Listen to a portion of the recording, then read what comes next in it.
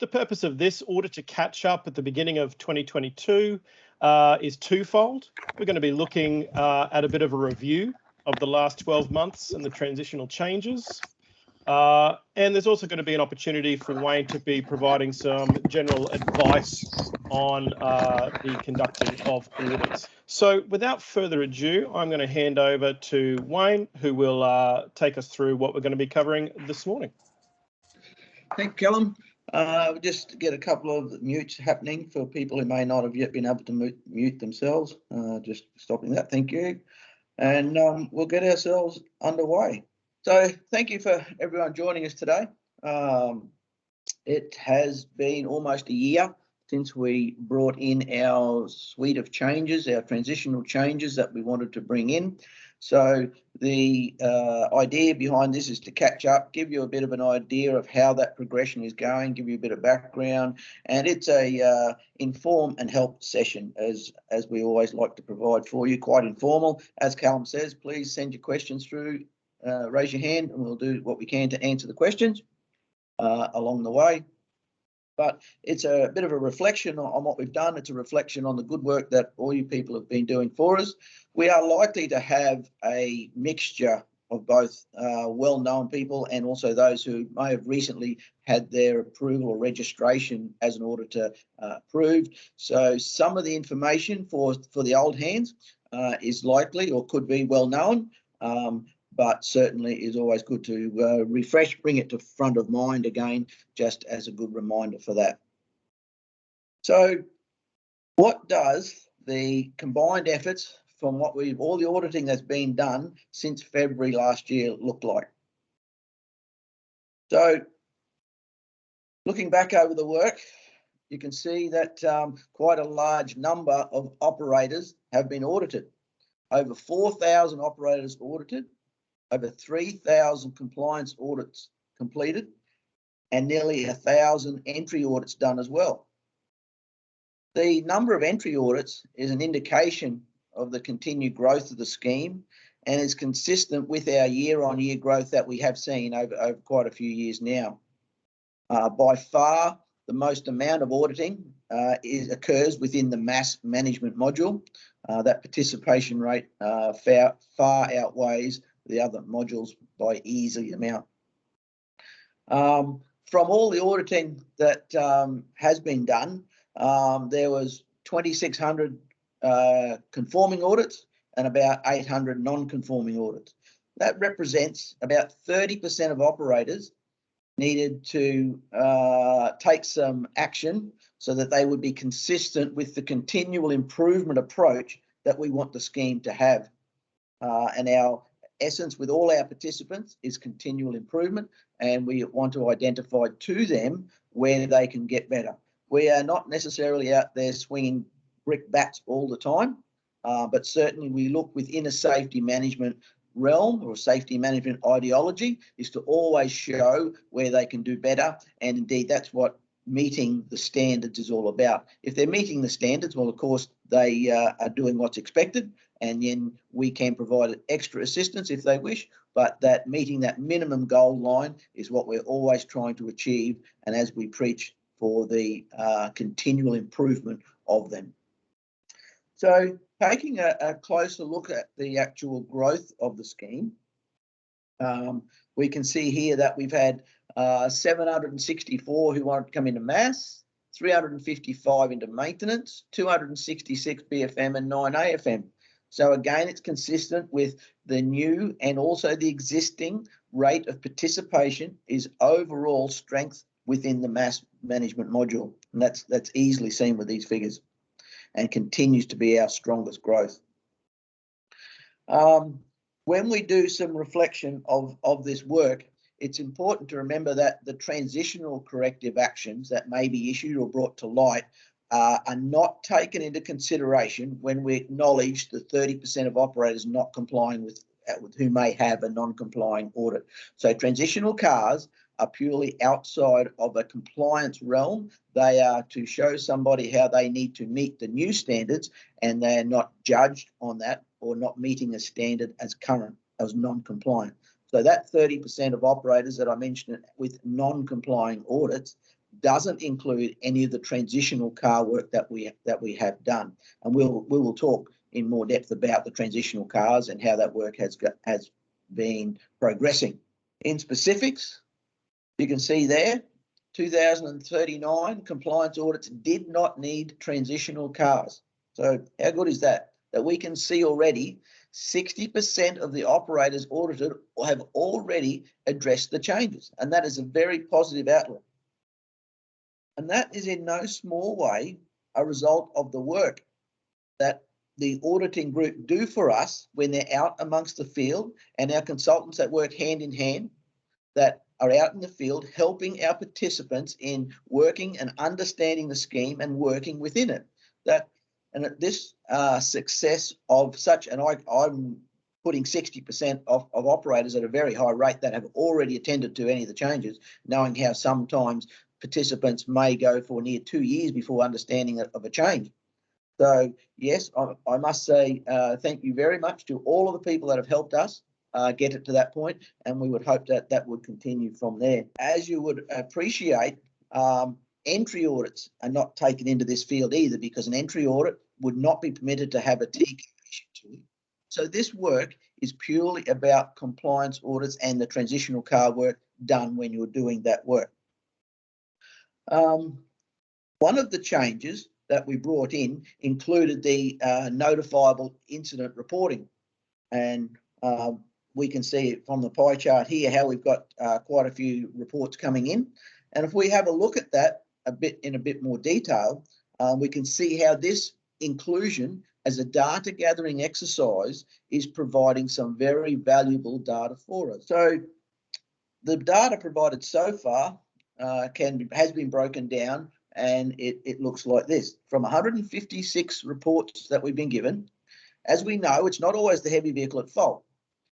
It's interesting that where the heavy vehicle is reported as being at fault, driver error is showing as a significant representation. So all in all, progress of the implementation of the changes, as I said, looks to be in a very positive way. Given the work that has been going on, given the transitional rate, given the amount of audits that are coming in that have not required transitional cars to be added to them, then that can certainly be seen as being a very positive way that we've been able to move into the transitional area and confirm how we would like that to see, or what our expectation of that was going to be. And it certainly is meeting with our expectations. I'm happy to take of this particular subject. If you have any questions that have been sent through, Callum, I'm happy to try and look at those now if we wish, or if anyone wishes to raise their hand and ask anything about these few slides on the data and the transitional work, or the overall work that we've done in essence of all of the work. Happy to take those now. I'm not sure if you've got anything come through as yet, Callum. G'day, Wayne, Darryl Gascoigne. Just having a look at those statistics, driver error is 44, but you've also got one there to distraction. You can't tell me that distraction is not driver error. Realistically, being in that field for a long time, as we know, distraction is usually mobile phone and other devices like that. So that number probably needs to be added to it, one would suggest. Most definitely. And with data collection, it's the analysis that people do over it and how things combine and how people actually report it. But you're definitely right, Darryl. The driver and the distraction part is reliant on how the data is coming to us at that point in time. But certainly, yeah, your point taken, and is most definitely, we would expect that to be the case. Any other questions at this point, or shall we move on? Bob Edwards here. How are you going? G'day, Bob. I thought that the 41 unknowns is an area that maybe lends itself to helping people how to identify what the problem was, because that's quite high. That either means haven't tried that hard or haven't done any assessment at all of why. And I think that's something that's worth looking at. Yep, understand. What I would say with that, Rob, is that it's a choice. When the people provide the report to us, it's a radio button choice. So there is about 5 categories that they get to choose from. they decide for themselves which category they wish to report, and one of the categories is known as unknown. So the categories are quite obvious in nature, you might say, that they get to select from. So I could only suggest perhaps that they were unwilling, either did not know at the time, or were unwilling to provide it. And that's what we would want people to become more comfortable with, and some education work around it. But yes, certainly we would want unknown to be replaced with known for sure. Maybe it's possible that on the unknown, there's at least the opportunity to make a comment if they wish to. Yes, that is available. So on the report, as they fill it out, the last section does take them to, that links them to an area of free text where they are able to write anything that they may wish to assist in that. But we will continually look at the format and structure of that report, like you point out, right? And we would continually look at the structure to make sure it is doing the best job for us and people are getting the best way to report it. So your point is well taken. And yes, certainly we would want to work to make that as good as we can. Thanks, Wayne. So what we want to look at is taking a close look at the audit documents that we're actually completing and provide some feedback from the amount of work that we've taken internally on reviewing the documents that we get to see and the documents that are completed for us, to provide an informing ability so that auditors get best understanding of how the documents work, how you can best survive them, for a better word, and also how they fulfill the requirements within what the regulator has to do. So they are, when they're constructed, when the documents are constructed, it wasn't just done on a haphazard approach. While others will have disagreements, while others may not see the same light, it certainly was after careful consideration with particular construction to these points that the documents came to being. So we would want operators to make best use of the report. In addition to that, we are considerate of auditors and how that you get to use them and efficiency of them. And in combination with that is, after we've received them, is how our people processing the thousands of them. As you can see, we've seen the figures where there was over 4,000 auditors with many more modules. So a report may have 2 or 3 modules that our application processing people need to deal with and read, so that our NHVAS accreditation processing efficiencies need to be considered. And then a very big part is about what the record has to provide for us. And one of them is this section 659 of the Heavy Vehicle National Law. That particular section of the Heavy Vehicle National Law includes the outline for the function for the regulator.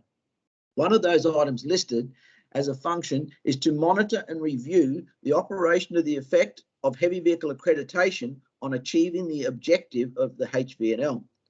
So in doing that, it's these audit documents that form the basis for the data that we can be used to analyse and used when we report on the scheme to the transport ministers. So there is quite a weight of background and consideration being given to them. So don't ever think that it's not done without real intent, with consideration for as many people, for as wide a range as we can provide at the time. Wayne, before you move on, and I apologise to Ross, I missed this one coming through on the chat. Ross has asked, is the cause as nominated by the person reporting or the NHVR? Cause as by the person reporting. What the person reporting believes the fault or the cause to be. Because at that point in time, we may or may not have information about it. So yeah, it's up to it's purely for the operator letting us know what they have decided the cause to be. Remembering that the incident reporting is on the back of their investigation process that they would have as part of their safety management system that they're working under. So especially for fatigue, where it's particular that fatigue must be investigated, was it a cause, that they would undertake the report as based after doing their investigation. Hope that explains that okay for Ross. So yeah, just moving back into our documents, construction of them and that kind of thing. The summary report is exactly as the name identifies. It's a summary. It is most likely that we think operators will not read a complete report, especially if there are many pages of text that has been carefully compiled for them.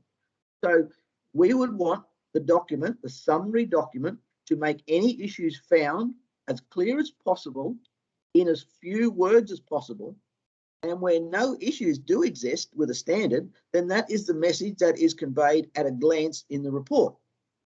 So to illustrate those 2 points, I'll show a couple of examples of what the fits exactly with how those can be seen. So in the first one, if this was a BFM report, and we can see that it says, the documented procedures and records made available for the conduct of this audit verified compliance to the standard. If there were no issues found, the audit summary report doesn't need to say any more than that. The operator gets to read it very quickly. NHVAS processing people get to pick it up very quickly, and we can move on to the next problem if should there be one. But then another example, using this in maintenance management now, this one could be, the documented procedures do not include a daily check that correctly aligns with the standard. So it's clearly in concise words that there was an issue with the daily check. However, if we want to know about what the problem is, we refer to the corrective action. 2 points there. One is that our processing can see that easily, but also the operator then gets to see exactly what it is he needs to be doing to fix it. We want to have a minimum of reading for an operator. We don't want him to have to read the same thing twice. So therefore, we give him a signpost, for want of a better word. Here is a signpost that will directly take you to your corrective action, pointing out to you what it is that you would need to deal with. In the summary report, that level of detail is all that is actually required. We do not require any greater detail to that. If people wish to put it in, yes, that is a way of individuals doing their work. However, I would stress that we would prefer a minimum set of words here, because the other documents we use are for different purposes, and we'll explore those a little further as we go through. So the substantiation for what this is, so we've highlighted that there was no problem for one, and we've highlighted that a problem was another. The substantiation for both circumstances actually is found within the audit matrix. That's where the auditor's opinion is substantiated. Within the summary report, the auditor provides us opinion of compliance or otherwise. And then that opinion is backed up with the evidence of how that opinion was arrived at, and that is found in the audit matrix. So looking at a matrix and wanting to know what a matrix should have in it, we'll go, well, we'll have to have a look at one. In other words, what is it? What do you need to be recording in a matrix? And that's what we're going to probably try and help you with here. So the matrix records information that can be used as evidence that supports the opinion of the auditor that the operator's system complies or doesn't comply with the standard. The details recorded in the matrix must be able to substantiate the declaration made by the auditor in the audit summary report. So what are the standards setting out? The standards provide for either a documented procedure to exist or a process that is the result of a documented process that must be followed. And in some cases, it can be a mixture of both. So if we were looking at the maintenance module, we can see that it's broken down for standards 1, 2, 3, and 4. We're verifying that a procedure exists and to demonstrate its suitability. Standard 5, and I often refer to this as the doing standard, it's the one that verifies documentation is kept that confirms the documented procedures are followed. Then we have standard 6, verifying a role that it identified, and standard 7 or 8, again, we're verifying that what they have a suitable procedure exists and demonstrate suitability. I did say that in some cases we can have a mixture of both, and it can be, and the training standard often is seen as where it's a combination of having a suitable procedure and also a checking under a different criteria that training is completed or follows as would be expected. So just a couple of examples of this thinking is within Maintenance Management Standard 1, it creates the process for completing a daily check. But it's actually Standard 5 that verifies that the process has been actually followed. So that's a complete distinction between having a process and 2, verifying that the process was done. Another example is with standard 4. It creates a process for when vehicles are to be serviced, but it is really standard 5 that verifies that the process has been followed. Those couple of examples are the thinking behind a distinction of having a particular process to use, and does a system have a suitable process, as opposed to, yes, they have a process, they're just not doing it. So we're going to take a look at maintenance module. We're certainly not going to do all of the modules, but we're going to look at the maintenance module so that we can get an idea of what this thinking is actually meaning. And you'll see quite easily that after we've done this bit of work, how it can be applied to the mass and fatigue modules just as equally. So for the standard 1 under maintenance, we're verifying a suitable procedure exists. So we need a procedure for a daily check that lists at a minimum the checks as shown in the standard, and the words as we speak as shown in the standard. Standard 1 is not a free-for-all to come up with a daily check how they feel. There can be additional items to the standard without issue, but the standard items as per listed in the standard must be used as they are written out. In addition to that, the procedure also needs to include when it's done, who does it, how does it get recorded, and how faults found during that check are recorded. And then an addition with a change is that the person doing the check understands they are certifying the vehicle is safe to the limits of the inspection, which includes one of the changes that we thought about when we had a set of words saying that the vehicle was roadworthy as opposed to being safe now. And we have had many operators come to us and say they feel much more comfortable understanding that declaration, and indeed their drivers feel much more comfortable since that change of words, as opposed to saying that a word was safe. The vehicle is safe. So what about standard 2? Again, it's where is and do we have a suitable procedure, and is it okay? So we need this fault reporting. We need a procedure for how the driver reports faults that happens during the journey, so they can be assessed and fixed. This procedure needs to include a method recording faults that covers both trailing and hauling equipment, an instruction using the method chosen to record faults, a direction to fix major or serious faults as soon as possible, even as away from home base, and an instruction for a fault to be reported to the maintenance provider. Here, this is directly linked to a safety management system protocol of risk assessment.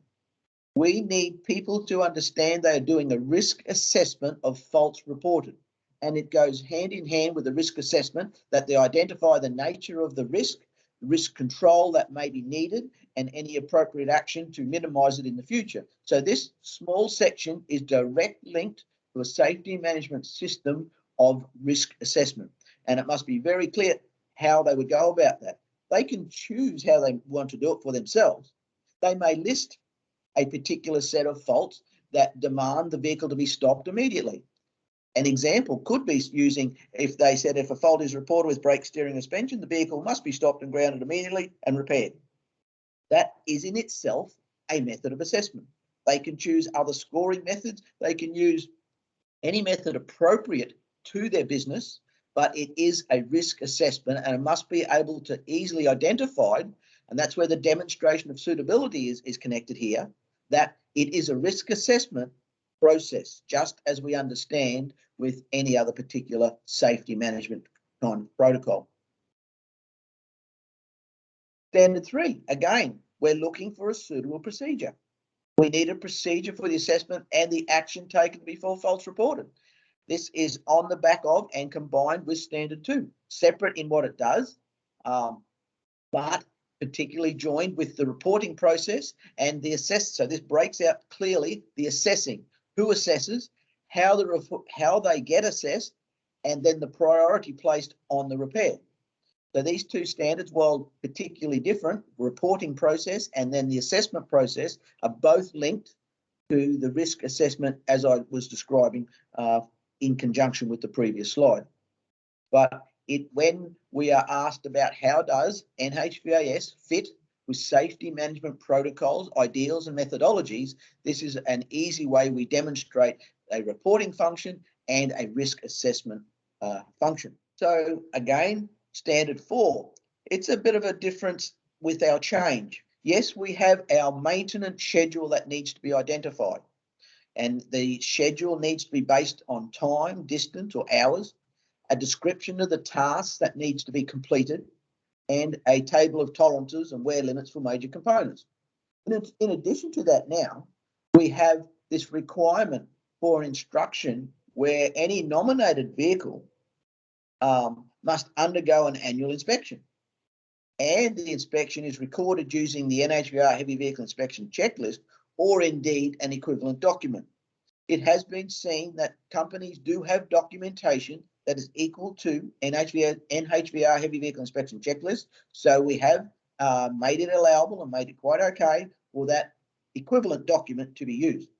If that is the case, then we do, as auditors, must ensure that it is equivalent. Just having an operator tell us that, oh yeah, no, I use my own documents is not sufficient to know that it's equivalent. So it needs to be a checking process against what the NHVR checklist should be reporting as against what the inspection documentation that the company is actually using. So we mustn't overlook that an operator who thinks that their document is equivalent may or may not be. I have done many evaluations for companies who've sent equivalent documents where I've had give them feedback and identified the areas that in fact they were not equivalent to, and then they were able to maintain or change their documents that they were able to use them should they wish. But standard 4 is our setting out of our maintenance, how it's going to go about in combination with this instruction for the vehicle inspection to take place. I did make mention of standard 5 being the doing standard.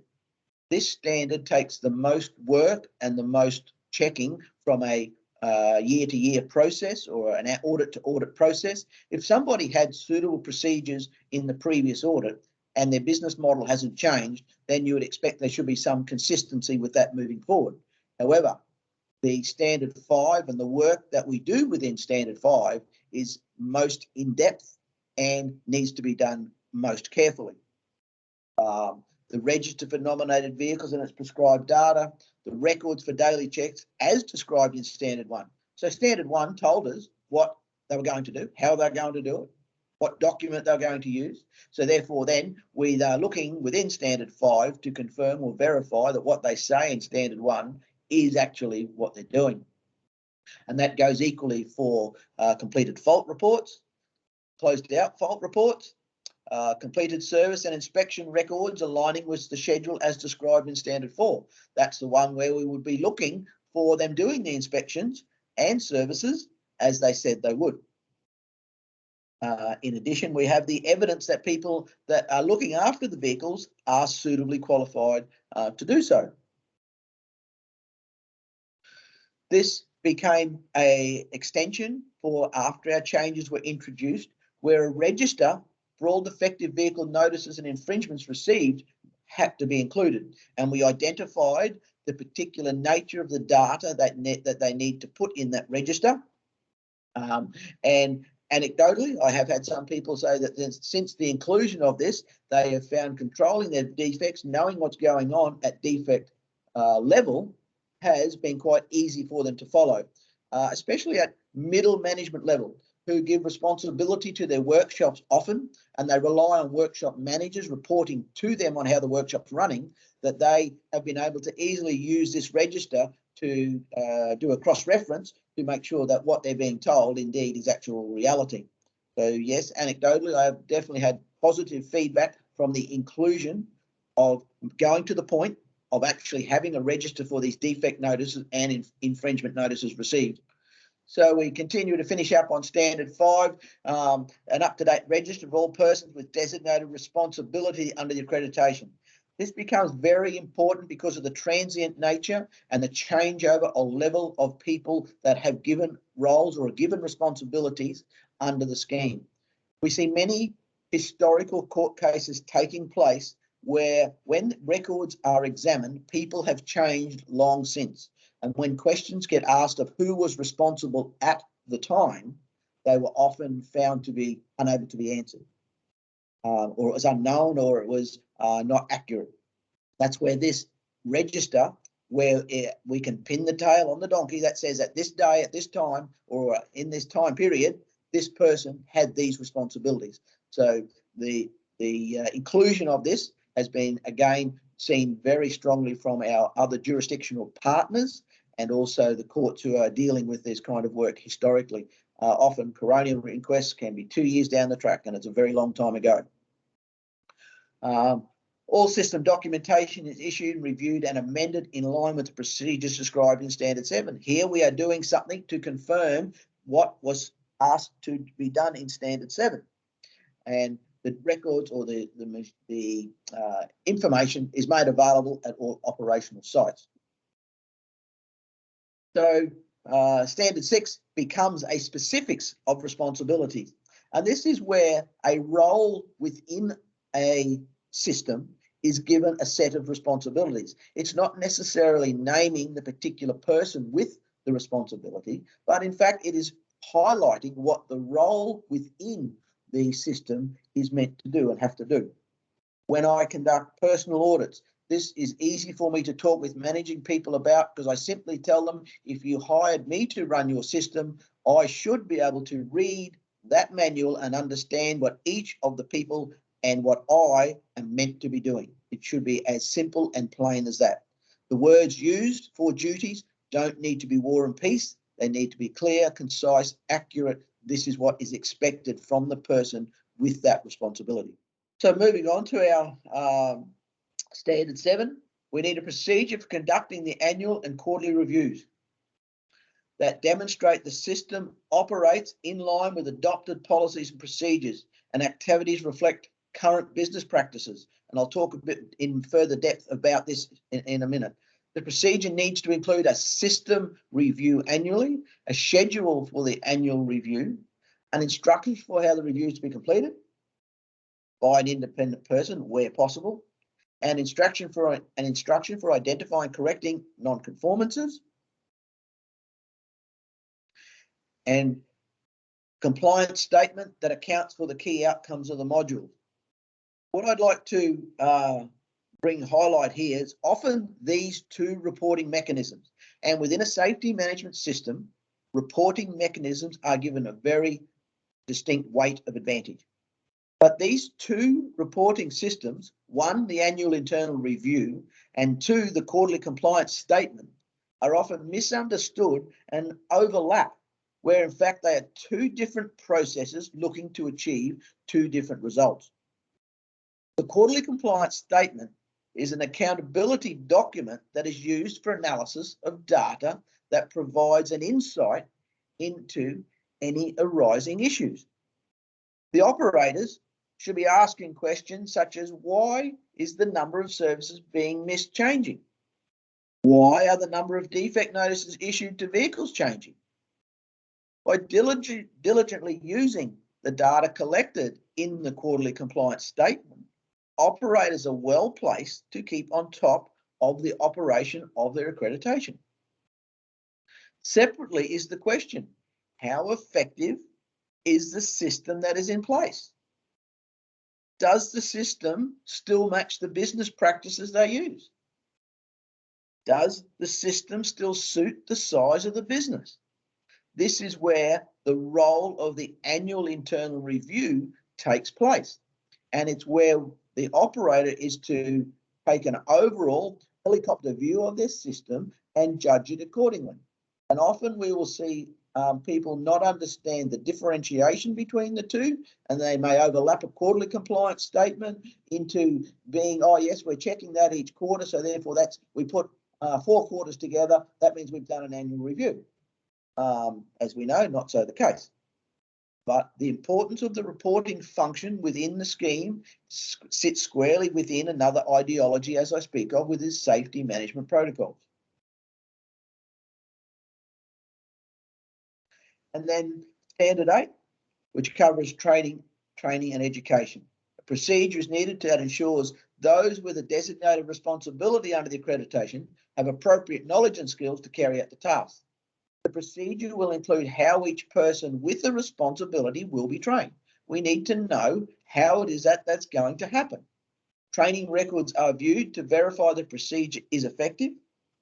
Training records need to include the name and signature of the person who received the training and on what date, subject material covered, the name and signature of the person who delivered it. This is an instance of where we have both a suitable procedure and also within the criteria of the matrix, we do some record verification that the training outlined is suitable and is taking place. Bruce Gunter here, mate. I just wanted to clarify where it said about a mechanic or a person doing the repairs of a vehicle there has to be suitably experienced. And that's the line that you read, but it also had written on your script there, or qualified. We've had a few instances there. I know that Safe Work turn around and say that the person has to be trained. You're not allowed to have someone who's just got experience. They have to actually have qualifications in being a diesel mechanic, which is pretty hard if you're an owner-operator or you do your own maintenance work and that sort of thing. You won't be able to show a certificate of training or anything like that. You've got someone that probably has done their own maintenance for the last 35 years on a truck.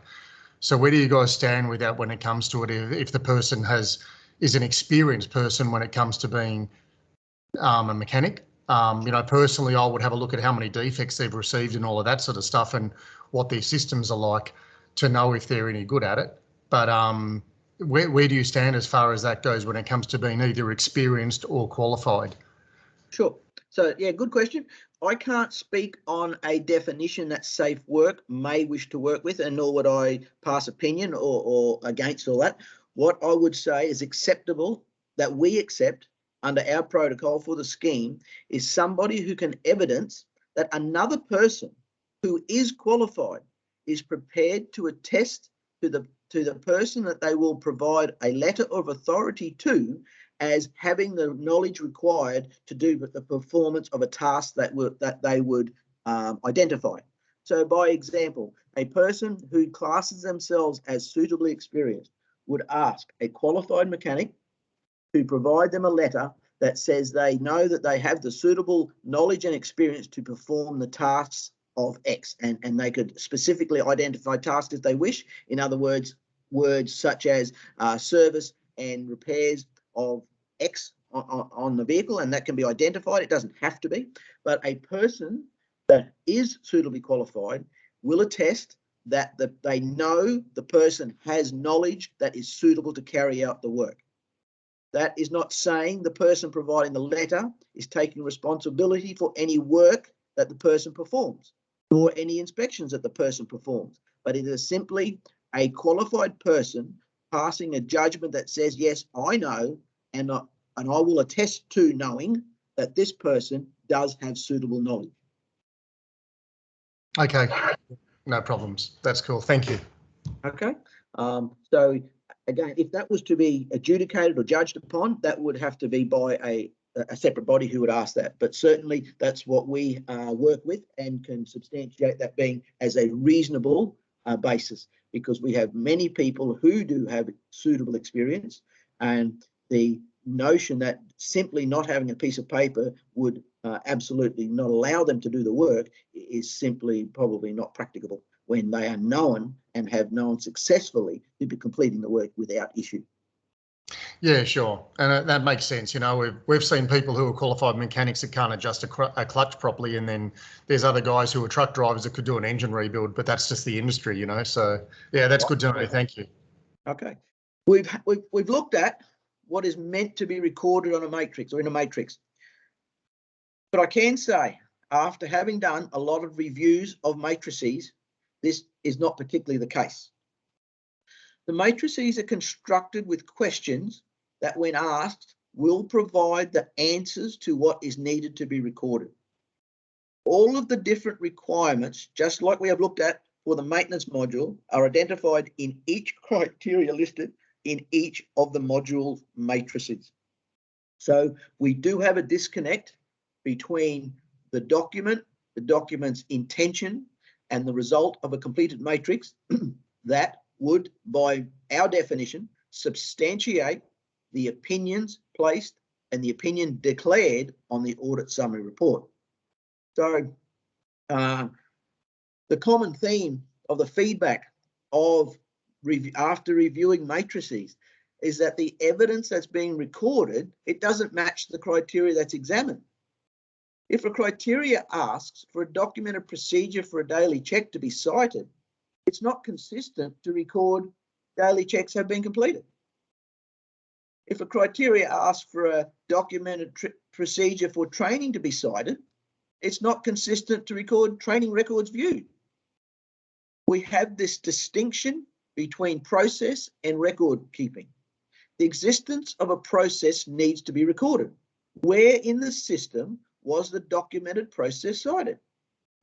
A recording in the matrix that would allow what was cited and where at the time of the audit, so that the evidence recorded could be reproduced at a later date, is the ground basis of what is needed to be recorded. The record acts as proof for the auditor that they did actually cite what they said. There is real world situation of a audit for BFM where it was recorded that particular certificates were cited, but they didn't exist. So the question quickly came about, or how could they be cited if they didn't exist? So I can only implore upon you that this document that's derived, constructed for benefit to protect yourselves is used for the best intention and the best intended way possible. The details that we record in the matrix should be sufficient to be examined by a court if needed, and are indeed being done so. The matching of criteria examined and the findings also carries over when we write corrective action requests, or indeed transitional corrective action requests. The same matching comes to the front. The distinction between process and the process being followed is very important for this work. So this example here, and I sort of brought it to light a little earlier. From the first example, we can see that failing to complete a daily check is not a corrective action that's written against Standard 1, but rather it would be a corrective action written against Standard 5. Standard 1 sets out how the process is to be done, and Standard 5 checks if the process is actually being followed.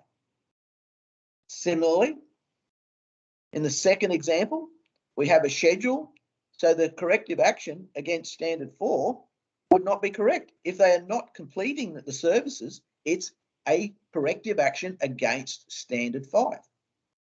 Standard 4 simply determines the schedule. So in both of these examples, they have fully compliant processes to be followed. The problem is being they're simply just not following the process.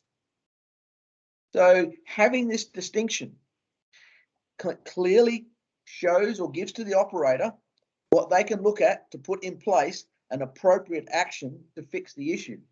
They see the issue clearly, quickly, as I've said, because of the summary nature of the report, and then they can put in an appropriate action to fix the issue and don't go offhand thinking that they have to change a process when in fact it might be just re-educating staff in actually following the process that's all that is really needed. So just a bit of a recap of where we've been so far. The audit report is a summary report. It's not meant to be War and Peace. The matrix is your evidence to support your opinion that is offered in the summary report. The criteria examined and the evidence recorded must match. A documented process and the records that verify the process, if followed, are often covered in different standards. And the principles that we have looked at for this, when we went through the maintenance module, what we've looked at here, apply equally to the mass and the fatigue modules. And I would just repeat that a documented process and the records that verify the process can often be covered under different standards, not necessarily in the same. Wanting to bring to reminders some actions that take place or within the work. So Subcontractors, we must remember the business rules require them to work full-time for the accreditation holder. Does this mean that they can't do any other work?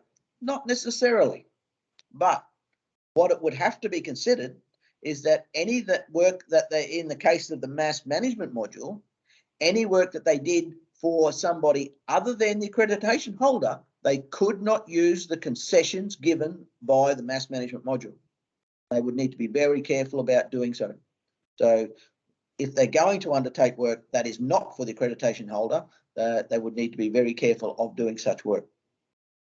When we're closing out corrective action requests, auditors are responsible to ensure that any action needed has been done. So this moves on to a conditional corrective action where you've given them some amount of time or a condition to be complied with before the car can be fully closed out. It's closed out from the acceptance of the remedial action. But when you close a corrective action that's given a condition, then you, as the auditor, are required to go and make sure this does happen. However, if it's not done by the agreed date, you simply notify us by email, and then we take over responsibility to have that car complied with. So to give an example, you may have given someone 3 months to complete training. You said, okay, you might have a few depots to train. So in 3 months' time, you'll be able to show us that you've been to all these records, all of these training depots, and provided the training that you need to do. At that date, you would, as the auditor, go to the company and say, have you done this as you complied with? If they are unable to provide evidence that you are happy with, that they have done what they said they would do by the agreed date, notification to us by email, end of story. And then we take it over from there and we see that they will comply with it. That's the use of a conditional corrective action, but you must remember that whatever condition were placed, that you must then go back and actually look on to make sure they did do it. So quite short and distinct as I would want with our summary report. That does conclude the main points that I wanted to get across to everybody today, just to bring you update. Happy to take questions from the floor on the subject, on any subject we may wish to cover, but that does conclude our formal presentation part for today. So, Daryl has typed a question he might like to ask as well. He's asked, what does NHVR mean by you taking over? Can you explain further? Yeah. When we take over a process, we contact the operator to understand why it is they haven't fulfilled their requirement, because they may believe they have. So we act in adjudication initially to say or look at, have they complied with the condition that they said they would for the auditor? We would make sure that we were very clear of what the conditions were placed on. We may contact the auditor and ask if we were in any doubt. Generally, I can say we are in no doubt of what's required. So then we would be placing it generally would come in the words of a show cause or a proposed action against the accreditation for them to do something. So we would either take an immediate action to shut the accreditation down if it was that important, or we would give the operator time to answer us into a proposed action of cancelling the accreditation, why it should not be cancelled, because they haven't done what they agreed to do during the audit. So we see that the condition gets complied. We may hand, after doing an adjudication, we may hand it back or ask the auditor for their opinion on materials supplied to us or evidence supplied to us. Would they accept this evidence, seeing as they had first-hand knowledge of what they've seen? We may send to the auditor a bunch of evidence that says we have been provided with this evidence. Does that equal or does that suffice for what you were looking for to close out the car? That's how I would explain NHVR taking over, closing out a conditional corrective action. Daryl, did you want to ask any follow-ups, or does that answer your question? No, that answers the question, certainly. I might give you a call about something later on, Wayne, if that's okay. Sure. Thank you. Robert, you had a question for Wayne. Wayne, considering BFM more in this case, so currently with a bit of rain damage in South Australia to rail and road, So if an operator who is currently accredited under BFM gets a request to go to Western Australia, they are required to operate under BFM the whole way. They cannot change at the border. I realise it's not your jurisdiction, but so if they get added, so do they have to be added to the WA? They have to have WA accreditation to go, so they can be added to the contractor they're working for. That complies with all the rules, does it, or not really? Well, we can only speak with the jurisdiction that we have. Once they cross into WA, it's whatever WA deems that they will allow them to do. We note WA have said that they are struggling to get people in there. WA have the requirement for WA HVA. We don't. So if they relax their rules, that's entirely up to them. We can only control what happens up to the border. BFM certainly only under the context of you continue, as the HVL requires under record keeping, somebody operating or working in BFM, if they are there less than 7 days, must continue to record as if they were still in the jurisdiction, the HVL jurisdiction. However, keeping recording does not allow using the hours that BFM provides. They must use the hours under the legislation given in WHVA, and indeed whatever WHVA deems them to have. So if they are wanting people to go into there, they will, it's up to them to provide whatever exemption. We will let companies know how they can do it. We simply cannot make any changes for them. That's fine. And the other bit is when they return from WA, obviously the roadside checks returning to South Australia, New South Wales will check on their fatigue for the whole trip under the BFM rules. So. They won't check under the BFM rules while operating in WA, no. No, but on return, that their hours they've operated, if it's one driver doing the whole trip, those hours apply because you're operating on, you are operating the vehicle unless you can have your 7-hour reset at the border before you return. Which you must have. So it's status, as far as that go, it is status quo. It is no different to what we currently use. He must have his continuous rest break before entering into the HML jurisdiction. All right, thank you, Wayne. Wayne, Ross Smith has sent through a question. He says, in the vehicle records examined section of the mass audit report, what is the purpose of recording the RFS number? Considering that if the vehicle is on a permit, this information has already been cited by the NHVR, alternately, it is not applicable. So, road friendly suspension certification recording is a conjunct piece of information we do to assist the states who run HML. So the states are still individually responsible for running schemes that allow them to run higher mass limits. HML provides for a higher mass limit. However, each individual state still sets the conditions under which people may use HML.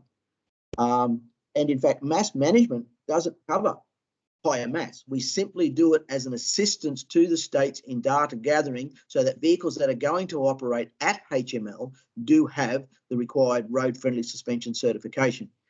When it comes down to brass tacks, mass management, concessional mass has no ruling over higher mass limits, but it is simply came by and it's historical somewhat in nature, and we see no reason to discontinue it.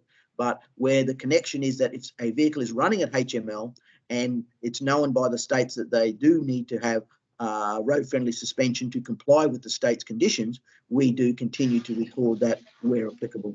I think we're good. As usual, and I assume most of this group, perhaps if you're new, you don't. But typical or best ways to contact you, Wayne? Directly, so NHVAS, accreditation at NHVAS, NHVR, sorry, or individually my email, wayne.whitmore@nhvr.gov.au. Most people, I guess, hopefully will have my email by now, but yeah, directly or info@, so you can contact NHVR at info@, or our contact centre who will also put you in contact with me should you wish to.